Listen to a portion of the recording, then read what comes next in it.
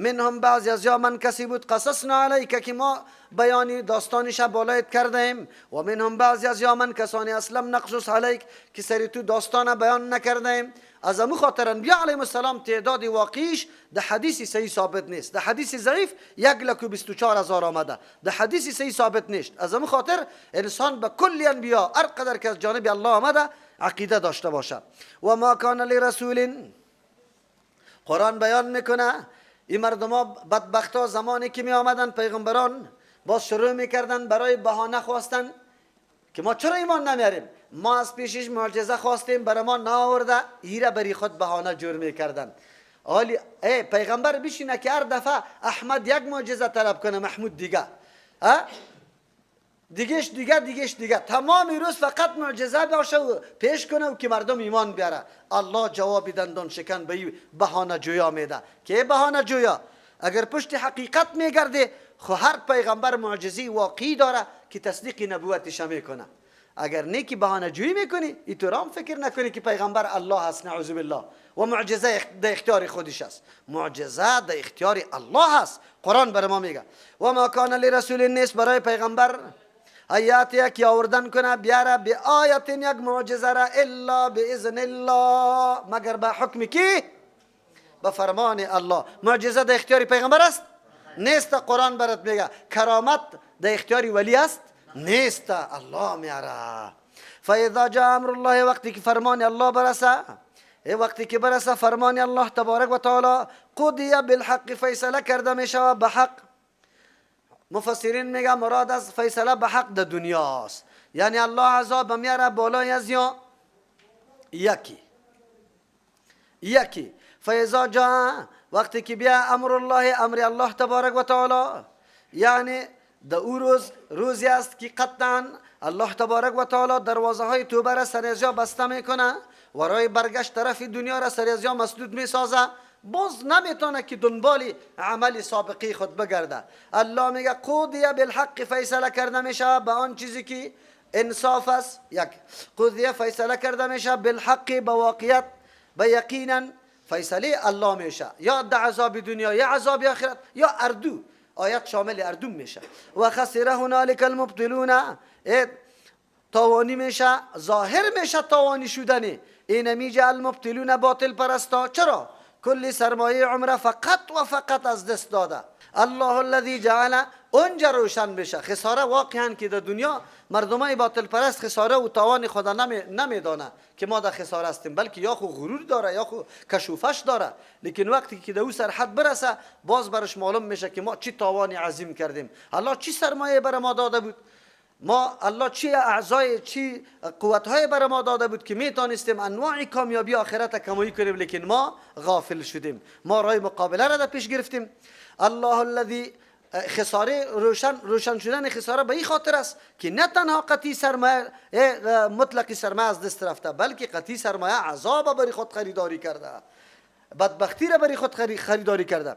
الله الذی، الله ذاتی است، جعل لكم الانعام، باز توجه مؤمنه میگردانه طرف با این نعمتایی که الله برشان داده، مواهب الهی که خودش نشانه های قدرت الهی است و انگیزه طاعت و شکرگزاری را در وجود انسان باز بیدار میسازه، قوت میبخشه. باز الله بر ما اینی قسم متوجه میکنه انسانی غافله.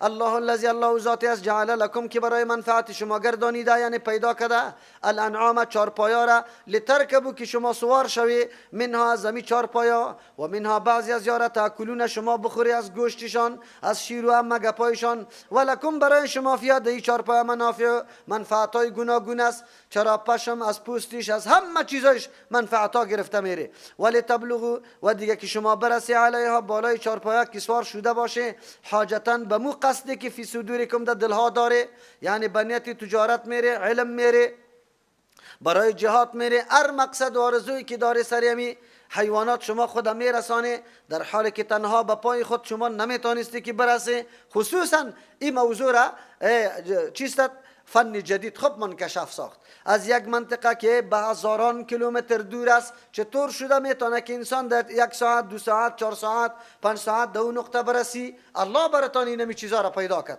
این شامل تمامی چیست؟ مراکب سواری میشه، اگر طیاره است، اگر هر چیز است. یک معنی است.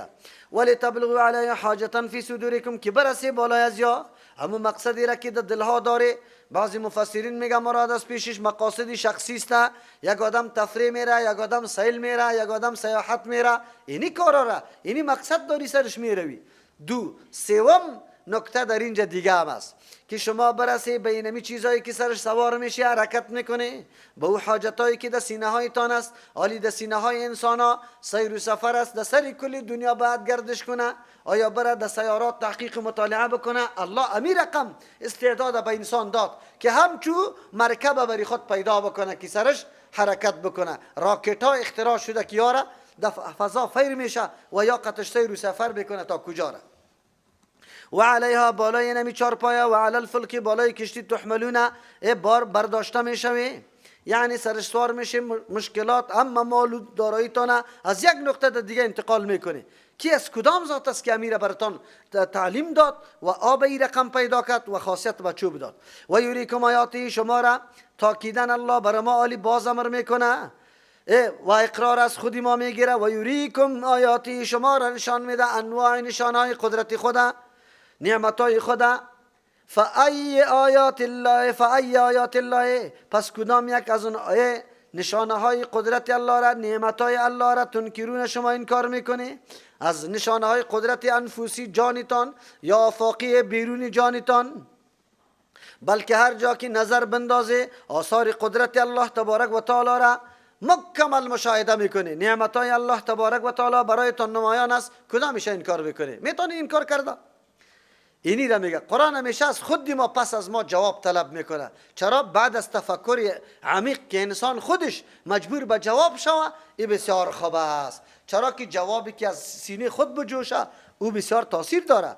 افلم یسیروا فی الارض فینظروا، نتیجه گیری میکنه دلایل سابق الله تبارک و تعالی و تهدید میکنه امون مردمایی که نعوذ بالله غافل است از این دلایل سابقه که الله برای ما پیش کرده، هنوزم پرده غفلت سری چشمایش افتاده است. الله میگه نمیگردن فی الارض، در روی زمین، فینظروا، ببینه کیف کان، چه قسم بود عاقبت الذین، انجام کسانی که من قبلهم، پیش از جا بودن، کانو بودن قومای سابقه، اکثر منهم، زیاد بود از یا. از کجا معلوم میشه که زیاد بود؟ قبرایشان نمیبینه که دلالت بالای کثرتشان میکنه. و اشد قوتا، سخت بودن از روی قوت، و آثارا، از روی ساختمانا. از کجا معلوم میشه؟ نمیبینی که قصرهای خیلی بزرگ از یا ویران شده است، شهرهای خرابه مخروبه و باقی مانده. این خودش نشانه عزیزه که چقدر تعمیرات داشتن، کجا را آباد کرده بودن. فی الارض، در روی زمین، فما اغنا عنهم ما کانوا یکسبون، نیرو قوت هایی که یاد داشتن امی مردما دفع نکرد عنهم از یا ما امو نیروهایشان، قوتهایشان، مالایشان، کانو که بودن یکسبون که یا کسب میکردن. زمانی که عذاب الله آمد در یک لحظه، دمو لحظه مکمل یار از بین بردن. واقعا عذاب الله که برسه هیچ نیرو گیر نمیکنه. امروز دنیا الا ژاپن تیار کرده، عالی تمام ساختمانای خود عیار به مقاومت زلزله کرده، لیکن روزی فرا رسید که زلزله واقع شد، هیچ نوع وسایل کار کرد نکرد. زوری الله را. فلما جاءتهم رسولهم بالبينات، هرگاه که آمد برشان انبیاء علیهم السلامشان بالبينات، با دلایل واضح، دعوای خشک نمی کرد، بی اساس و بی دلیل نداشتن. فریحوا بما عندهم، یا نازیدن بما، به معلومات کم، عندهم که پیش خودشان بود، من العلم، از علم. اما معلومات یا علمی که قطعشان بود به مو نازیدن، نپذیرفتن که ما میگه نیاز به تعلیمات انبیاء علیهم السلام نداریم. سقراط هم میگه پارا میگفت، ساینسدانای امروزی ما امیگه پارا میگویند. قرآن چقدر واقعیت ها را منکشف میسازه. امروز هم یک تعداد مردمایی که در صحنه علم پای خود گذاشتن، با معلومات خیلی کم و کوتاه خود آنقدر خرامان شدن که حتی از دین و از نظام بالکل منکر شدن. نعوذ بالله میگفتن مذهب و دین این میگه چیسته؟ زایده جهل است اصلا، یا زاده ترس است. مردم ترسیدن، میگن جهنم است، عذاب است، قبر است. ایگه پا وجود نداره، ایگه پا نیسته. ما دیگه این بندها را میشکنانیم. اینطور نه فقر دامنگیری جامعه میشه، نه مرض و نه طوفان ها. لیکن الله تبارک و تعالی چه حالاتی دیگرگون کنین در آورد سرشان. همین مردمایی که خدا ملاک علم میدانستن در کدام سرحد رسیدن؟ جنگا طولانی شد، مرضهای گوناگون پیدا میشه، جلوگیریش نمیتونه. چرا؟ نمیتونه که بدون معلومات انبیاء علیهم السلام کسی درک بکنه واقعیت ها را. از همون خاطر الله تبارک و تعالی میگه که اینمی مردم هاسته که توسط اینمی علم خود نازیدن. میگه ما ضرورت نداریم به تعلیمات انبیاء. قرآن اشاره میکنه که هر کس که از تعلیمات انبیاء خود گوشه میکنه، این یکی از جمله راه های الحاد و کفر است. از همون خاطر است که در عصر حاضر ما بسیار مردم ها به الحاد و بیدینی رو آوردن. کمونستا را ندیده؟ میگه دین چیسته؟ این گپا چیسته؟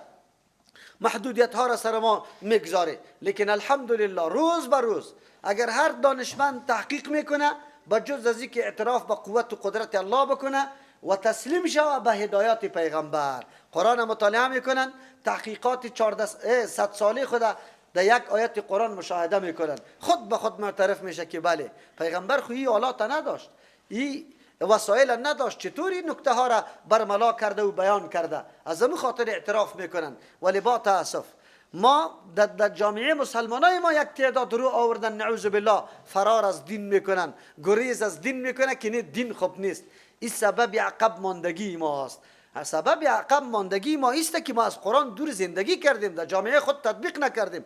ما یقینا اعلان داریم اگر قرآن امروز در جامعه ما تطبیق شود، همه نیکبختی ها مکمل پس در این جامعه چی میشه؟ حاکم میشه، خود به خود میاد. خب ما قرآن اعلان کردیم، نظریات فلسفی خود برای خود هدایتنامه جور کردیم، هر طرف دویدیم، لیکن هیچ جرا را برای ما رای نیکبختی را برای ما نگوشود.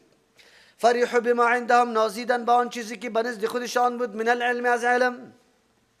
میگفت ما ضرورت نداریم. امروز ملاهای امام یک تعداد همینطور است، 4 دانه قواعد منطقی، 4 دانه قاعده صرف و نحو را که یاد دارن، وقتی برشان میگی بیاد ترجمه قرآن کریم، نه ما ضرورت نداریم. خب ما میگیم که 1000 سال در هر فن دیگری بزنی بدون قرآن و حدیث عالم شده نمیتونی. این را یاد داشته باش. و حاق بهم، پایین شد بالایشان، پایین شد بالایشان ما او عذابایی که کانو بودن به او عذابا یستهزئون، مسخره میکردن. عذاب کجاست؟ چرا مرض دامنگیری ما شود؟ چطور دامنگیر میشه؟ یکی را تداوی و علاج میکنی دیگه دامنی تا نگرفته. فلما رأوا بأسنا، نتیجه گیری است اینجا. کسایی که غرور خودبینی داره الله نتیجهش بیان میکنه. فلما رأوا بأسنا، هرگاه که دیدن عذاب شدیدی ما و ناتوانی و ضعف خود بس چشمی سر دیدن، قالوا، گفتن آمنا بالله وحده، ما ایمان داریم به یک الله که یک و یگانه است. انجام کار وقتی عذاب الله می امیر رقم میشه. فرعون خبیث هم آواز داد که ما ایمان آوردیم به او ربی کی موسی و هارون، لیکن فایده داشت؟ قطعا فایده نداشت. و کفرنا بما كنا به مشرکین، ما انکار کردیم با آن چیزی که ما بودیم شرک کننده، از و بالکل منکر هستیم. میگه از اون مکمل ما انکار کننده هستیم. چرا؟ سبب انکار در دنیا برای این مردم چند چیز شده بود؟ 3 چیز. اول مثلا شبهات واهی، میگفتند اوه ما کی ذره ذره شویم حیوانات بخوره، ما را آتش بسوزانه، ما پس چی رقم زنده شویم؟ یکی ایره میگه شبهه واهی و بی اساس و بی دلیل نعوذ بالله. باز میگفتن که ما بوسیده، استخوانای بوسیده، چطور پس انسان ها جور شیم؟ دوم وجه انکارشان عبارت از اونمو علومی بود که مربوط به دنیا بود. سوم علوم عقلی که داشتن، او باعث انکارشان شد. اینمی 3 چیز معلومات خودشان بود که سبب انکار از تعلیمات انبیا میکردن و خود نیازمند تعلیمات انبیا علیهم السلام نمیدانستند. اما چرا انکار میکنند؟ وجود اسباب یا انگیزه انکار چی هست؟ انکار از 3 چیز پیدا میشه. اول نعوذ بالله هواپرستی، خواهش پرستی. چرا؟ انبیاء علیهم السلام وقتی که میآید حتما محدودیت وضع میکنه، اینی چیزا بخو، اینی چیزا نخو، اینی چیز رواست، اینی چیز نارواست. مشخص میکنه بعضی مسئولیت ها را. مردمای هواپرست و عیاش هیچ وقتی قید و بند نمیپذیره. میگه ما باید آزاد باشیم، نه مسئولیت داشته باشیم برای انجام کار و نه قید و حدود داشته باشیم برای پورا کردن خواهشات خود. از همون خاطر است امروز هر کسی را که در معصیت و گناه میبینه مردمانی است که نعوذ بالله عیش پرست است، هوا پرست است و نمیخواه پابند دین باشه. از همون خاطر زن اگر میبینه حجاب نمیکنه به این خاطر که نعوذ بالله تلاش یزیره میکنه که آرزوی خود به دست بیارم. مرد که میبینی که پابند دین نیست او را میبینی که پشت هوا و هوس گشته رایسته. یک علتش اینمی هوا پرستی و خواهش پرستی است. چرا انبیاء علیهم السلام برایشان حدود وضع میکنه، نظام برای از یا مسئولیت انگشت نما میکنه، از او خاطر از این فرار میکنه. دوم چیز تقلید کورکورانه از پیشینا. دوم چیزی که از پیروی انبیاء علیهم السلام مانع میشه و انکار میکنه تعلیمات انبیاء علیهم السلام، او تقلید کورکورانه پیشیناست.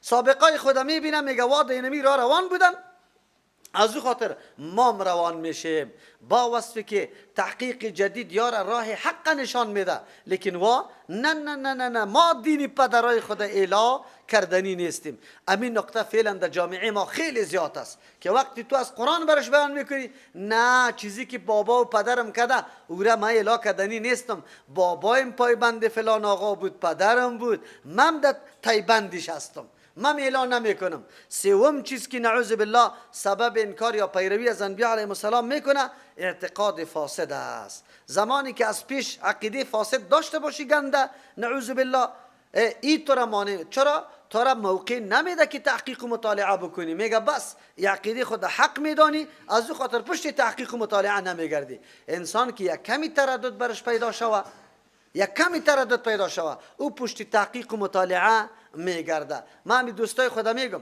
در کدام جایی که در جنجال گیر آمده که شما را مردم اعتراض انتقاد میکرد، فقط یک سوال است پیش بکنی که خود جناب سر ما انتقاد داری کدام نماز قابل قبول است، او حتما برات میگه که همون نمازی که موافق سنت کی باشه، رسول الله صلی الله علیه و سلم باشه.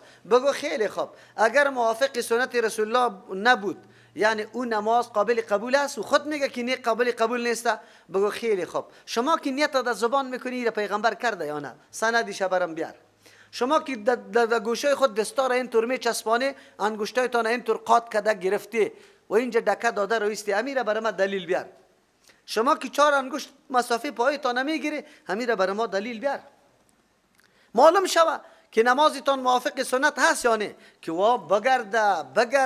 بگرده مولا را نمانه، مولی را نمانه، کتابا را ورق بزنه.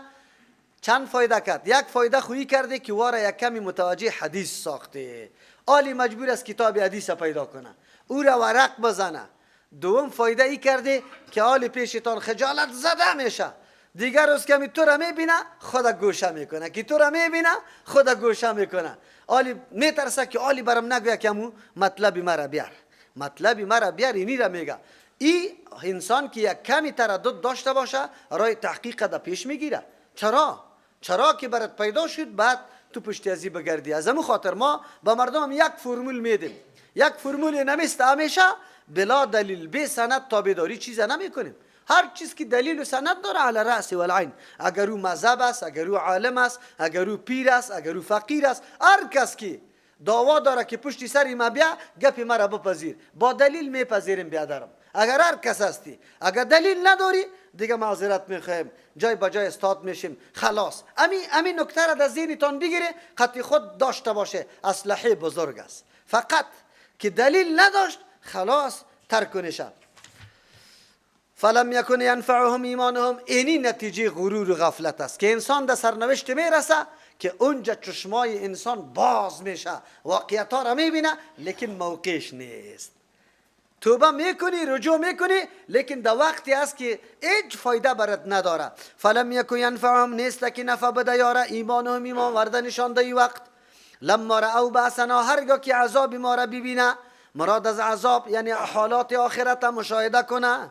سنت الله التي، اینمی بترسه خدا نگاه کنه از اونمو عادت الله تبارک و تعالی، طریقی روان جاری الله تبارک و تعالی، التي همو طریقه امورا قد خلت فی عبادی، که گذشت پیشم ده بنده هایش، در بنده های پیشین شام همینطور گپ بوده. الله میدان برش وسیع گذاشته، پیغمبرا را روان کرده، دلایل ارائه کرده، نشده قبول نکرده، تا وقتی که آخری عذاب الله آمده، بعد از او کلگی فریاد کرده، پشیمانی را ظاهر کرده، لیکن فایده نکرده. از او خاطر شما در اون مرحله نرسه. قبل از اینکه او عذاب الله برسه، میدان تحقیق و مطالعه براتان باز است.